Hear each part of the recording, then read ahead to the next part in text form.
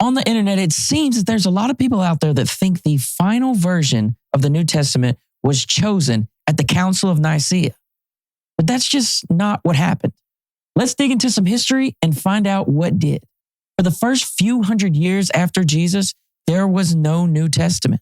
Different churches used different writings. One might be reading the Gospel of John. One might read the Gospel of Thomas. Nobody had a single agreed upon list. People were passing letters around and copying them by hand. Paul's letters circulated early, but there was debate about which ones were actually real. Some churches read books like the Shepherd of Hermas, and others read the Gospel of Peter, two books that didn't even make it into the final canon, but they were being read in churches. Until this guy named Marcion in 140 AD, he decided to make his own Bible. This included a shortened version of Luke and about 10 letters from Paul, where interestingly enough, he cut out a lot of the Jewish stuff. The church rejected it, but it did force early church leaders like Tertullian and Irenaeus to finally sit down and start considering what counts as scripture.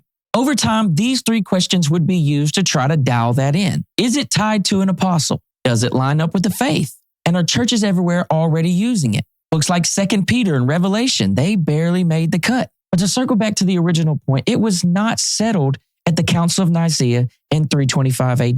The first full list of the 27 books we now know as the New Testament didn't come till another 40 years later in Athanasius' Easter letter in 376 AD. That is when the New Testament took its final shape, roughly 330 years after Jesus' death. So when people say the Bible has always been the Bible, I would say that history seems to be more complicated and messy than that. And as I like to say at the end of a lot of my videos, there seems to be an undeniable human element to all this.